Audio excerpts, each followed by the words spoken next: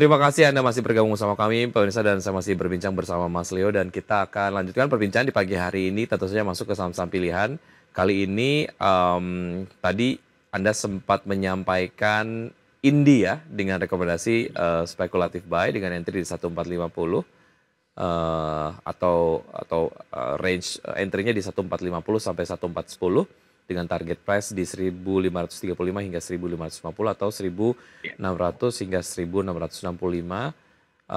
Stop loss kalau sudah sampai ke level 1365. Untuk Indi seperti apa analisisnya Mas Leo? Oke, mungkin saya rasa memang saham komoditas cukup menarik ya. Dimana Mhm. kalau kita lihat juga Indi sedang berkonsolidasi, jadi itu yang saya lihat, Mas Wiki, seperti itu. Dan secara valuasi juga masih atraktif.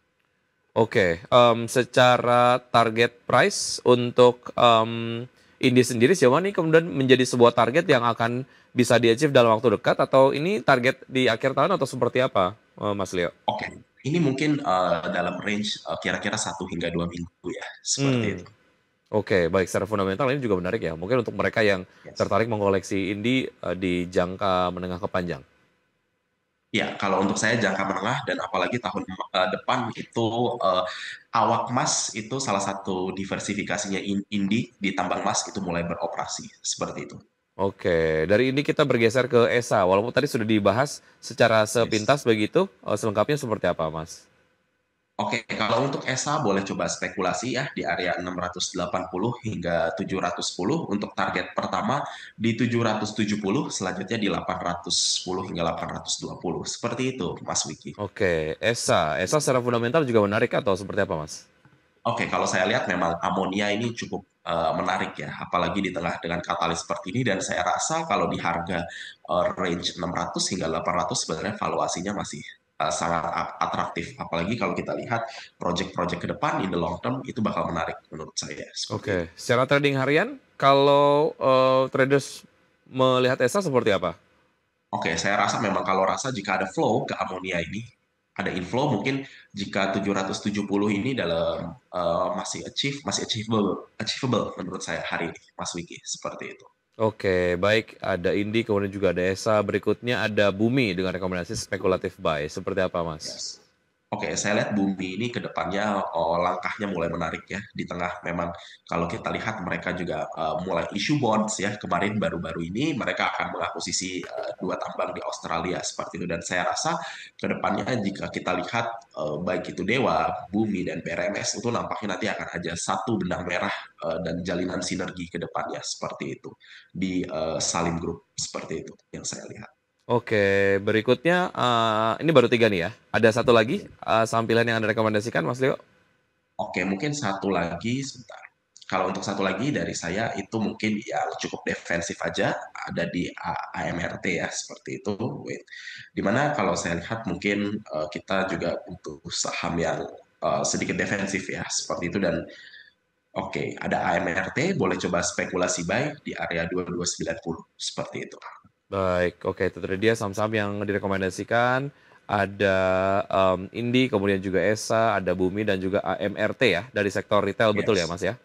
betul seperti itu. Oke, baik. Dan kita akan lihat pemirsa pergerakan dari IHSG dari pukul 9.00 waktu Indonesia bagian, bagian barat, dan sekarang sudah di pukul 9:03, dan sejauh ini bergerak melemah 0,6, maksud kami 0,55% di level 6.930. Tahap gainers sejauh ini ada Bumi, ada ESA, kemudian juga ada Apex, NZIA, PSAB, ada PTMR, MNCN, KF, LPPF, KJN, dan juga tab losers ada BBKP, CSIS, BBYB, KRAS, KPIG, PYFA, kemudian juga ada Mayora, BBTN, Fore, dan juga Akra. Dan kalau kita lihat pergerakan sektoral, pemirsa, satu-satunya sektor yang sejauh ini menguat adalah sektor transportasi, menguat 0,23%, sementara sektor yang melemah paling dalam adalah basic industries yang melemah 0,96%. Baik, Mas Leo, kalau kita lihat pergerakan IHSG sejauh ini dan juga pergerakan sektoral lah ya, semuanya rata-rata masih merah mostly. Seperti apa Yes. findings Anda, Mas Leo? Oke, kalau menurut saya memang wajar ya, apalagi hari ini weekend ya, dan investor nampaknya profit taking dan mengamankan posisi karena yang namanya perang itu kan uncertainty seperti itu. Mhm. Dan kalau kita lihat itu memang saat ini mungkin kita mungkin perlu memantau ya, apakah masih terdapat flow ya inflow terhadap saham-saham berbasis komoditas yang saya sebutkan itu mungkin bisa menjadi safe haven ya jika investor yang profil risikonya lebih agresif ingin memperoleh profit saya rasa mungkin bisa memperhatikan sektor energi seperti itu. Oke, lalu bagaimana dengan emiten-emiten yang memproduksi emas? Apakah Anda juga melihat adanya potensi pergerakan yang positif untuk emiten ini ataupun sektor ini? Oke, kalau emas justru saya melihatnya memang kita harus melihat apakah eh, berdasarkan tren itu emas global mungkin bisa break all time high-nya seperti itu kalau saya rasa. Dan kalau kita lihat dalam seminggu terakhir hingga 2 minggu terakhir justru yang menarik itu adalah saham-saham berbasis emas namun yang berada di second liner ya saya rasa Hmm. mungkin ya seperti itu. Kalau kita lihat ada PSAB, kemudian Archie ya, yang bahkan Archie kita tahu mereka memiliki permasalahan di salah satu tambang ya di kawasan Sulawesi Utara ya terkena musibah banjir. Namun itu aja mulai valuasinya atraktif ya waktu itu dan memang belum banyak dilirik investor. Tapi ketika emasnya all time high kita lihat juga seminggu ini mencatatkan rally yang cukup puas luar biasa. Ada lagi kalau kita bisa lihat itu ada Harta Dinata ya di mana salah satu uh, trader emas yang kita lihat cukup menarik untuk dianalisa lebih lanjut seperti itu. Oke, yang first liner untuk emiten produsen emas, mengapa tidak terlalu menarik di mata Anda, Mas Leo? Apakah memang terkait dengan harga yang kemahalan atau ada alasan fundamental? Oke, sebenarnya menurut saya juga menarik aja yang Hmm. first liner, tapi menurut saya yang second liner mungkin secara capital gain ya, secara gain itu Hmm. mungkin bisa lebih besar. Namun kalau untuk investor yang memiliki cenderung profil risiko yang lebih menyukai saham-saham liquid, saya rasa BRMS kemudian MDKA itu masih bisa direkomendasikan Oke, seperti itu. spesifik soal Antam, seperti apa analisisnya?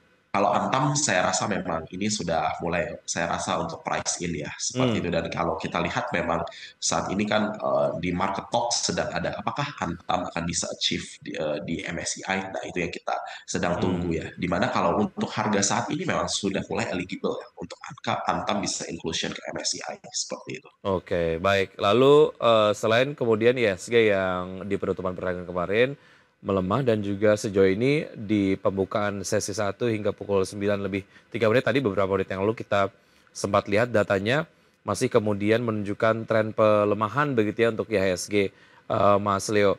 Yang, melemah juga tidak hanya IHSG tapi juga nilai tukar rupiah terhadap dolar Amerika Serikat di penutupan perdagangan kemarin.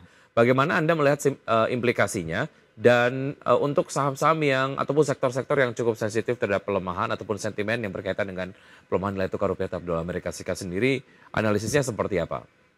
Oke, biasanya kalau kita bicara soal exchange rate itu mungkin yang paling utama itu adalah farmasi ya. Biasanya Mhm. seperti dan kita memang belum tahu apakah perang ini yang seperti saya tekankan di awal, kita tidak tahu perang ini berlangsung kira-kira sampai berapa lama. Namun kalau kita lihat memang nampaknya juga kita lihat bahwa dolar Amerika Serikat itu kembali diburu ya seperti itu dan kalau kita lihat pelemahan yang terjadi di Amerika ya sedikit kontraksi itu juga memicu di XY itu kan mengalami penurunan. Hasil kalau kita lihat beberapa mata uang selain dolar Amerika Serikat yaitu kita lihat memang terapresiasi kembali seperti itu. Nah, yang biasanya kalau kita lihat di Indonesia itu kalau misalnya USD IDR itu mengalami perlemahan itu biasanya farmasi karena Mmm, mostly farmasi itu kan bahan baku sebagian besar itu adalah impor dari luar seperti itu.